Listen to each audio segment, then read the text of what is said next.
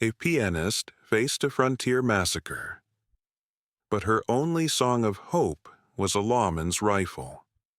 The Pullman car was a claustrophobic cage of velvet and polished brass rattling with false security through an endless empty landscape. The air inside hummed with weary elegance and a looming dread only Iris seemed to feel.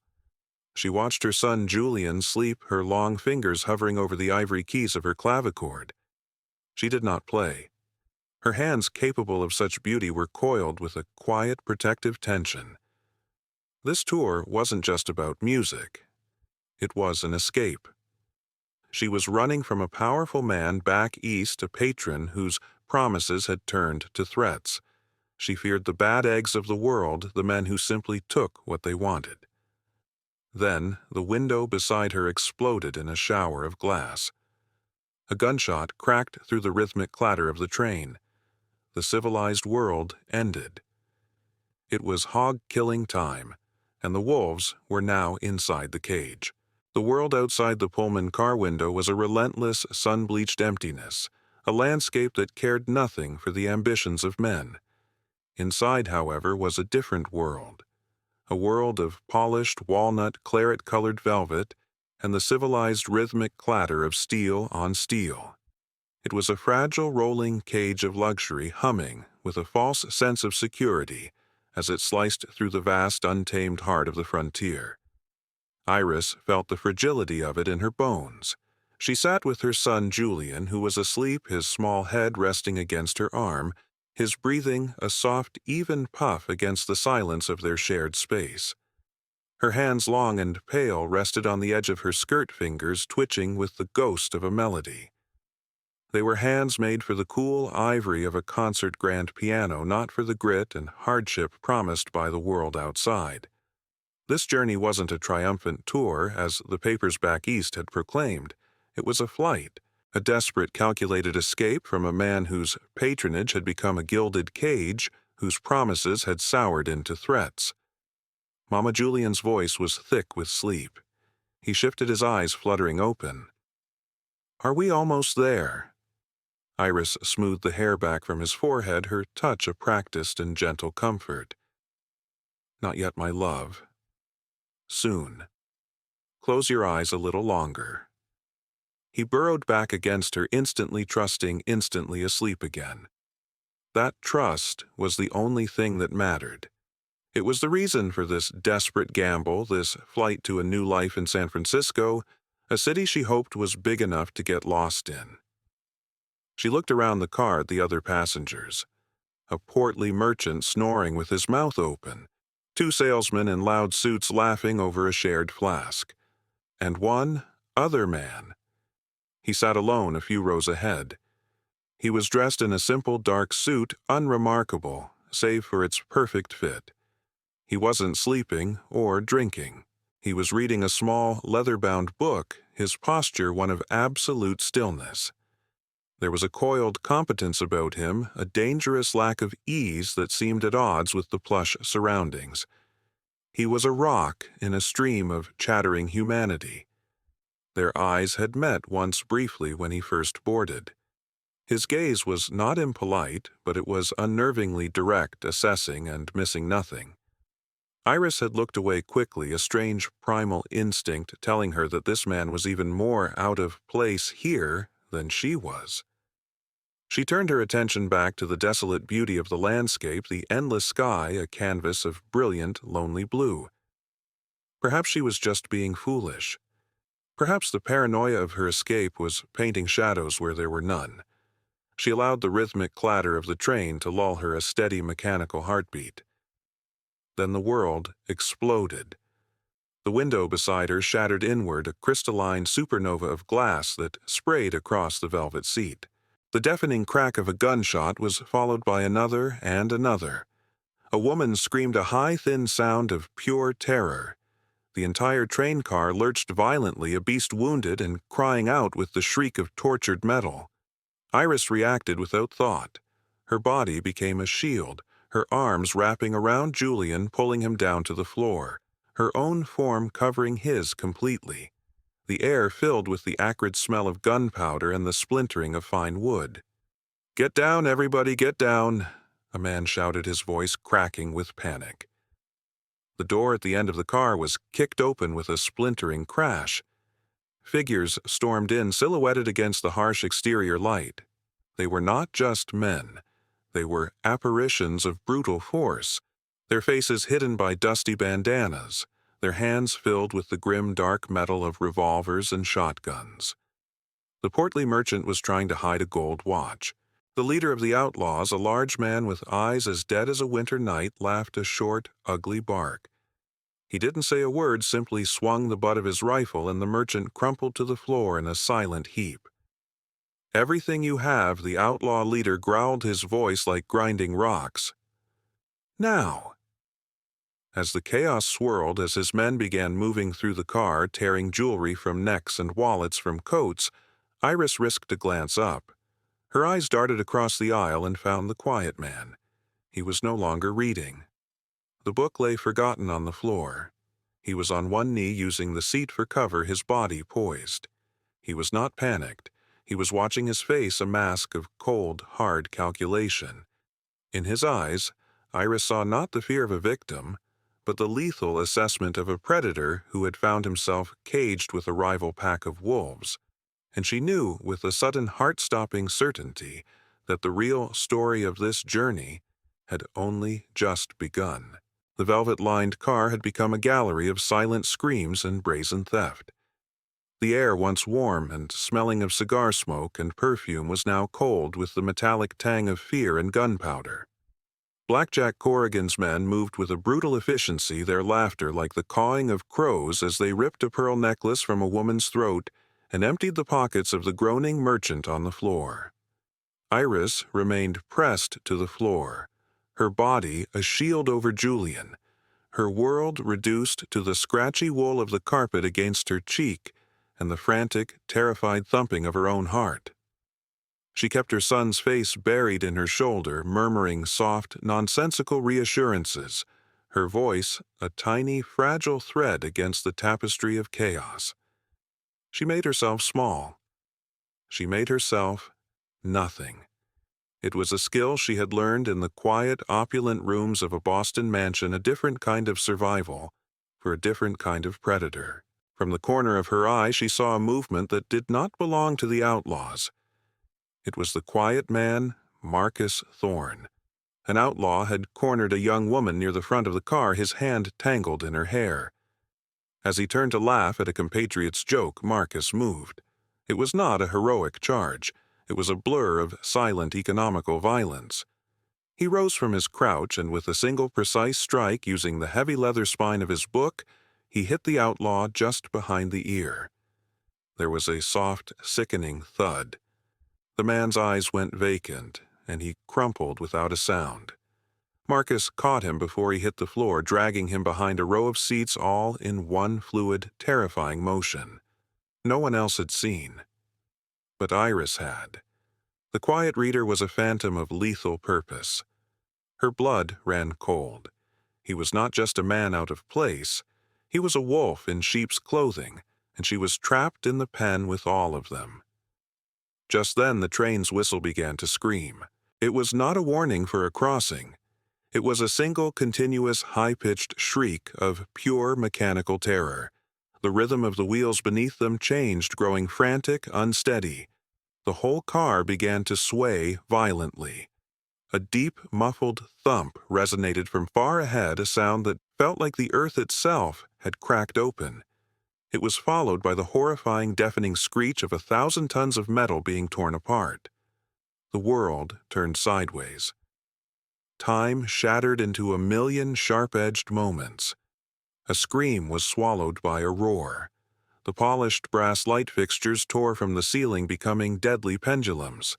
Velvet seats ripped from their bolts. Iris felt a sickening sensation of weightlessness as the car lifted from the tracks, followed by a bone-jarring, cataclysmic impact that threw them against the wall. She held on to Julian with the strength she did not know she possessed, her own body absorbing the blows of splintering wood and flying luggage. Darkness, the taste of dust and blood. And then a profound ringing silence. Slowly, painfully, consciousness returned. The silence was broken by the groans of the injured, the soft weeping of a woman, the slow, ominous drip of liquid from somewhere above. The car was on its side, a mangled tube of ruined luxury, one side torn open to the harsh, indifferent blue of the sky. Iris untangled herself, her body, a constellation of deep, throbbing bruises. Julian was safe, whimpering in her arms, but alive. She pushed him gently behind her and crawled to the gaping hole in the side of the car.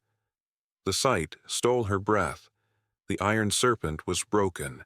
The train lay twisted and shattered in a deep, rocky canyon, its cars accordioned into one another like a child's discarded toy. The sun was hot, the air still. This was a new kind of hell, a silent, open prison under a vast, empty sky. Rough hands seized her from behind, hauling her and Julian out of the wreckage and onto the dusty ground. Blackjack Corrigan stood over the survivors, his face dark with fury. The quick, profitable robbery had turned into a disaster. They were stranded with 24 witnesses. He surveyed the scene, the dead, the injured, the terrified survivors being herded into a miserable group by his men. His eyes were cold, pragmatic. The game had changed. "Get 'em all together," he barked, his voice echoing in the canyon. "Take their water. Check the mail car for anything worth hauling. We ain't leaving empty-handed." He looked at the survivors, his gaze lingering on the women and children, then on Marcus Thorne, who was leaning against a rock, a dark stain of blood spreading on his sleeve, but his eyes as hard and watchful as ever. "And nobody," Corrigan added, his voice dropping to a low, menacing promise. "Nobody walks away from this. You ain't passengers anymore." Iris pulled Julian closer, her heart sinking into a new abyss of terror. They had survived the crash, but now, huddled under the hot sun, surrounded by armed men in a canyon miles from anywhere she knew, the true ordeal had just begun. They were no longer victims of a robbery. They were hostages. They were loose ends. The canyon was a furnace. The sun, a merciless white-hot eye in the vast empty sky, beat down on the survivors, baking the dust and the despair into their very skin. The initial shock of the crash had evaporated, leaving behind the grim reality of their situation. They were a flock of sheep huddled together in the scant shade of the wrecked Pullman car, guarded by the wolves who had brought them here. Blackjack Corrigan and his men worked with a casual, terrifying indifference. They moved from the mail car to the luggage car, tossing aside personal trunks, their laughter echoing unnaturally in the vast silence as they found items of value. They were not just thieves, they were vultures, picking over a corpse. Iris sat with Julian, her arm a constant protective presence around his small shoulders. She had given him the last of their water, her own throat a dry, rasping knot. She watched the other passengers. Some wept quietly. Others sat in a state of stunned, vacant shock. A few argued in low, panicked whispers, their fear making them turn on one another. Chaos was a slow-acting poison, and it was beginning to seep into their small, miserable group. Then a new presence made itself felt. It was the quiet man, Marcus Thorne. He moved from the wreckage where he had been assessing the damage, his arm wrapped in a crude bandage ripped from his own shirt. He did not speak to the group as a whole. He moved with a quiet, deliberate purpose.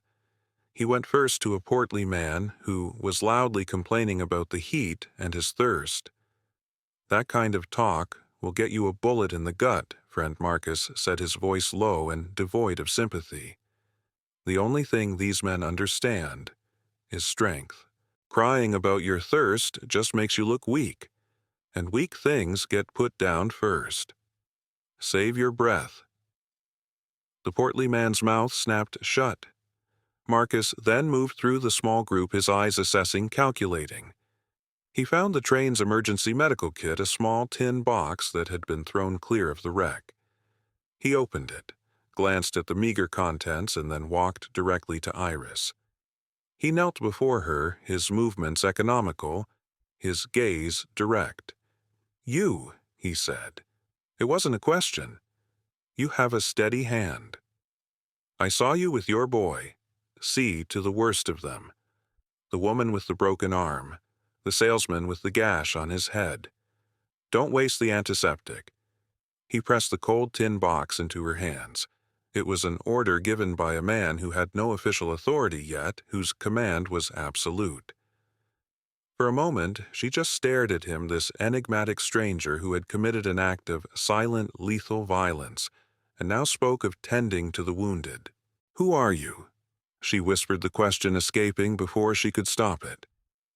A flicker of something annoyance, regret, passed through his eyes before the mask of stoic calm fell back into place. A man who doesn't want to see anyone else die today, he said. He stood and walked away before she could ask another question, taking up a position on a nearby rock, his gaze fixed on Corrigan's men. He had appointed himself their silent, watchful guardian. A strange new energy filled Iris. It was not hope. It was purpose. She opened the kit. She tore strips from her fine silk petticoat, the sound of the ripping fabric a final farewell to the woman she used to be. She went to work. Her pianist's hands, once trained for the delicate dance of ivory keys, now moved with a new kind of precision. She cleaned wounds, set the woman's arm in a splint made from a piece of splintered crate, and used her calm, measured voice to soothe the frightened and the hurting. She and Marcus worked in a strange, unspoken tandem. He was the strategist, the guardian, managing the group's dwindling morale and watching their captors. She was the healer, managing their physical pain. They were two poles of a new, desperate world, and between them a fragile thread of order was spun. Late in the afternoon, as she was rebandaging a young man's leg, Marcus approached again, this time with a canteen. "Your son's asleep," he said, nodding toward where Julian was curled up in the shade. "Now it's your turn. Just a sip." She took the canteen, her fingers brushing his. His hands were hard, calloused, the knuckles scarred. These were not the hands of a man who spent his days reading books in a luxury train car. She took a small sip, the tepid water a blessing on her parched throat. "Your arm," she said, her voice low, nodding at the blood that had seeped through his makeshift bandage. "It needs to be cleaned properly. You're no good to us if you get an infection." "It's a scratch," he grunted, dismissing it. "Sit," she said, her voice holding a quiet authority that surprised them both. He hesitated, then did as he was told, a flicker of wry amusement in his eyes. She carefully unwrapped the bloody cloth. The wound was a deep, ugly gash, a piece of shrapnel from the crash. She cleaned it with the last of the precious antiseptic, her touch gentle but efficient. He did not flinch. "You're a long way from home, ma'am," he said quietly as she worked. "So are you," it seems she replied, not looking up. The sun began its slow descent, painting the canyon walls in fiery shades of orange and red. Corrigan and his men had finished their looting. They sat around a small fire they had built, drinking whiskey stolen from the dining car, their laughter harsh and loud. The easy part of their work was done. Iris felt a new kind of dread settle in her stomach. Now came the hard part. What would they do with the survivors? She saw Corrigan get up and walk over to one of his lieutenants. She was too far away to hear everything, but the wind carried fragments of their conversation. "Can't let 'em walk? All seen our faces. Come morning." The meaning was clear, chillingly, brutally clear. They were not hostages. They were loose ends. Her blood ran cold. She looked over at Marcus, who was watching the outlaws camp, his face a hard, unreadable mask in the flickering firelight. He must have felt her gaze because he turned his head and looked directly at her. His eyes were dark, and in their depths she saw her own terror reflected back, but it was forged into something harder, something colder. He gave a slow, almost imperceptible shake of his head. The silent message was a death sentence. No one is coming for us. And as the first star appeared in the deep velvet sky, Iris knew their survival would not be granted. It would have to be taken. Night fell on the canyon not as a comfort, but as a predator. The searing heat of the day bled away, replaced by a profound, bone-deep chill that had nothing to do with the temperature. The outlaws' campfire was a single angry eye in the immense darkness, a focal point for the survivors' collective terror. Around it, Corrigan's men laughed and drank their boisterousness a cruel mockery of the profound, ringing silence that had settled over their captives. The shock had worn off. The adrenaline had faded. All that was left was the cold, sharp-edged certainty of their fate. They were not hostages. They were ghosts in waiting. Iris held Julian, who had finally cried himself into a fitful, whimpering sleep. She wrapped her own ruined silk shawl around his small shoulders, a pathetic shield against the coming cold. She was no longer the elegant pianist from Boston. She was no longer the frightened victim of a robbery. She was a mother, and in the face of annihilation, that identity became a thing of ferocious, diamond-hard clarity. She would not let her son die in this desolate place. She would not. The thought was not a prayer. It was a vow. She watched the quiet man Marcus Thorne from across their miserable huddle. He had not moved from his spot on the rock, a stoic, brooding silhouette against the firelight. But he was not defeated. He was watching. He was counting. His eyes tracked the movements of the guards. Corrigan had posted a pair of bored, restless men who passed a bottle back and forth. He was absorbing the rhythm of their patrol, the layout of the camp, the shape of the shadows.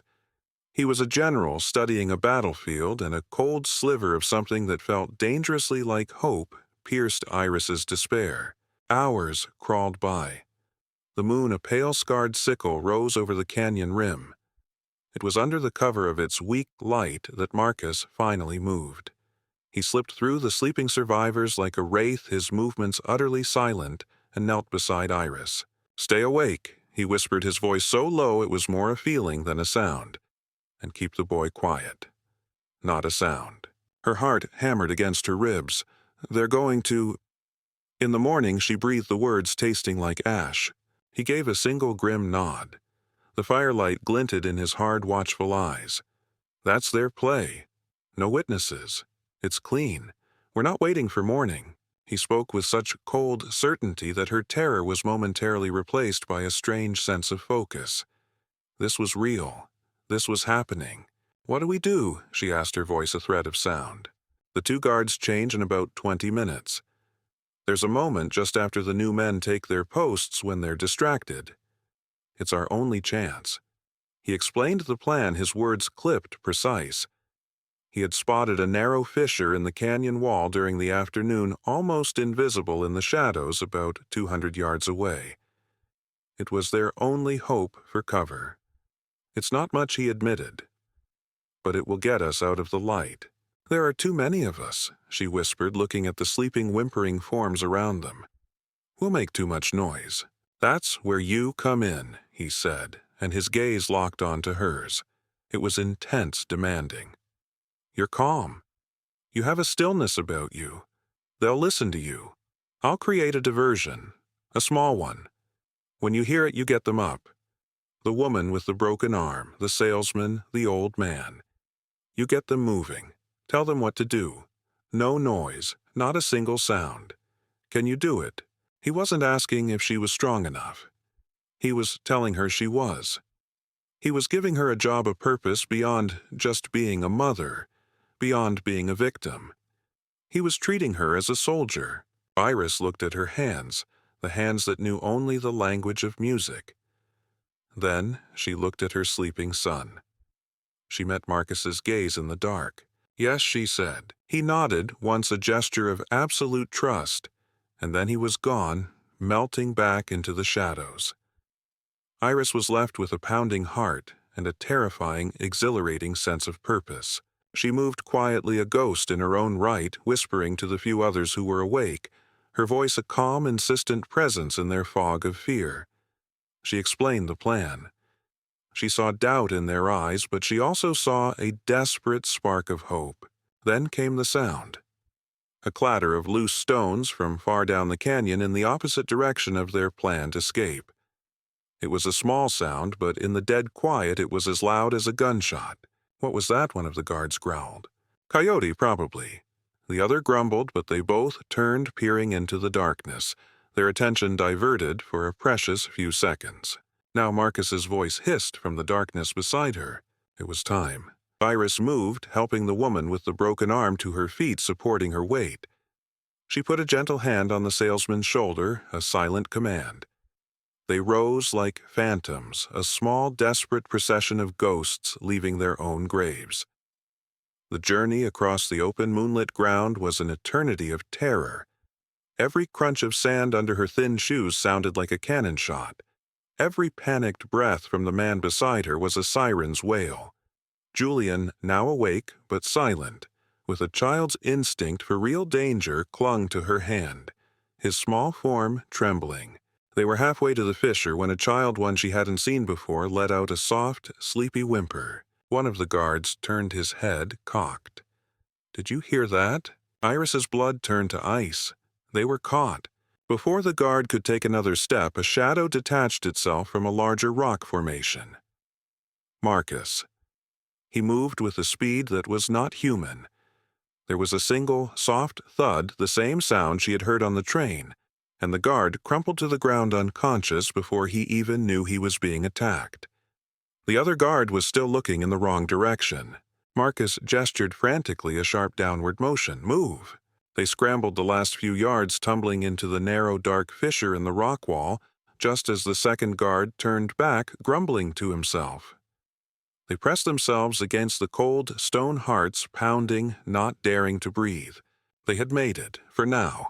They were hidden. But the canyon was a prison without walls, the moon a cold, impartial warden. And the hunters would be awake with the dawn. The night in the rock fissure was a cold, breathless purgatory. Sleep was a luxury none could afford.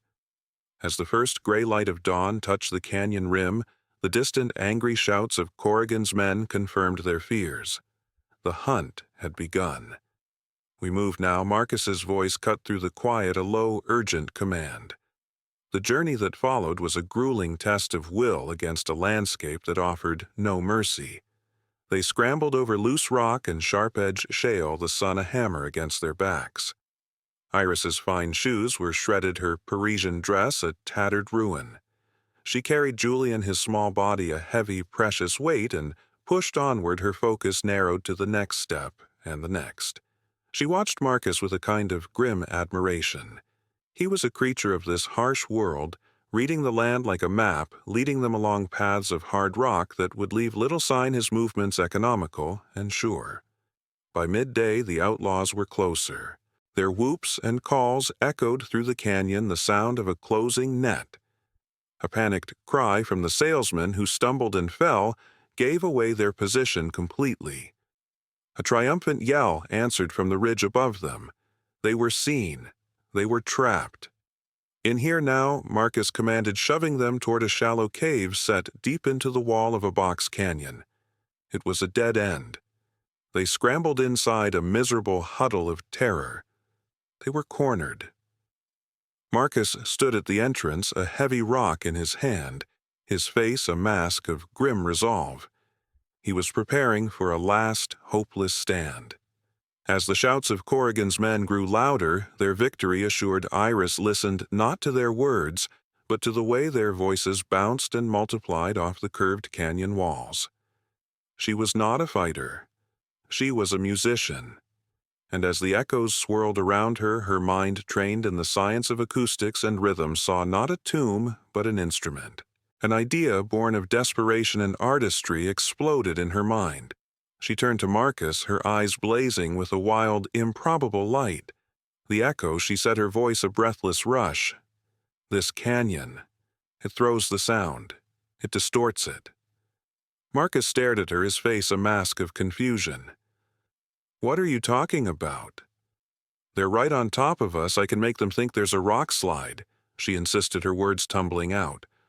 "Or another group of men signaling. Not just noise. A rhythm, a pattern, something deliberate and alarming that will draw them away."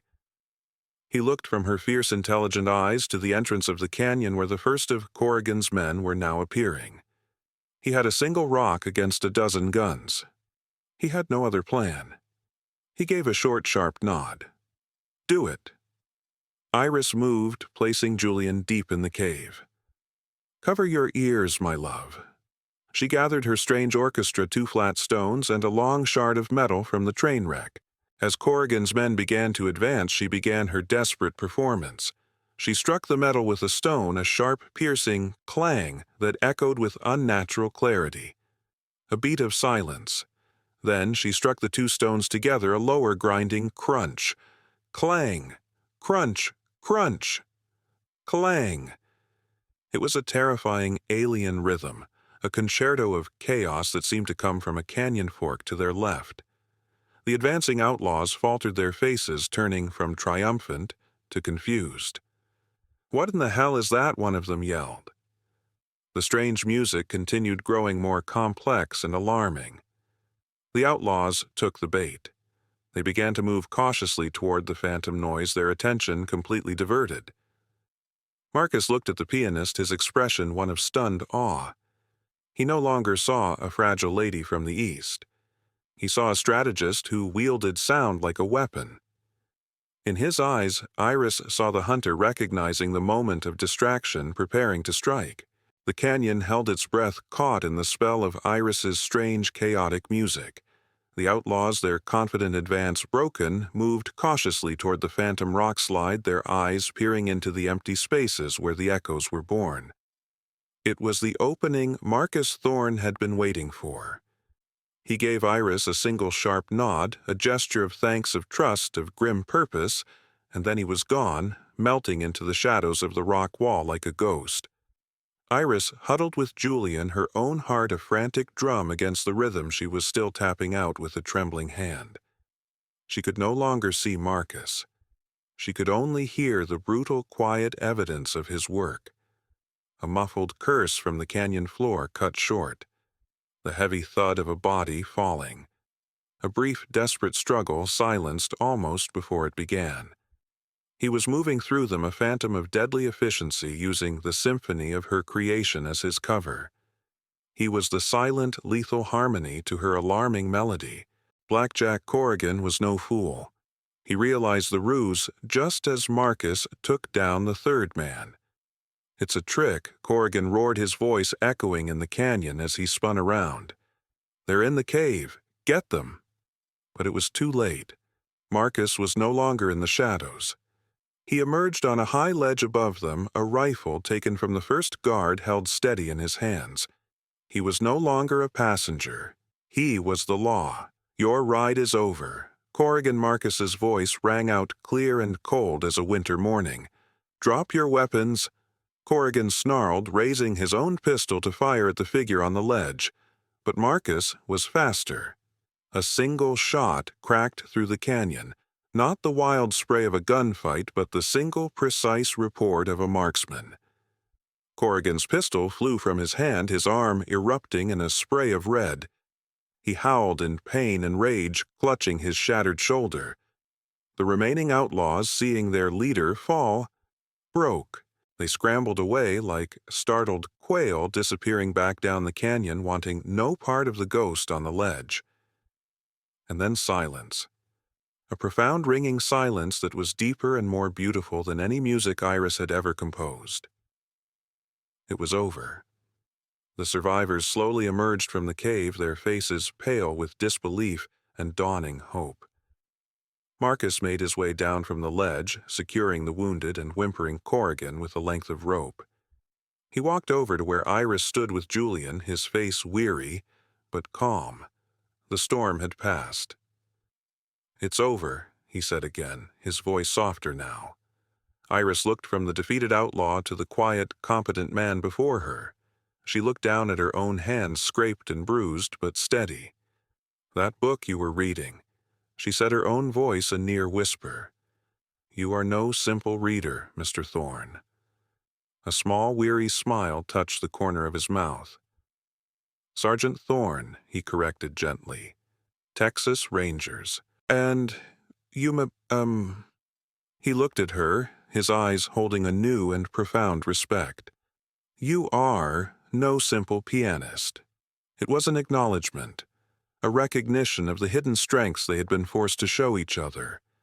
They were strangers, a lawman and an artist thrown together by violence. But as they stood together in the quiet canyon with the survivors gathering around them and the first light of a new day cresting over the canyon rim, they knew they were no longer alone.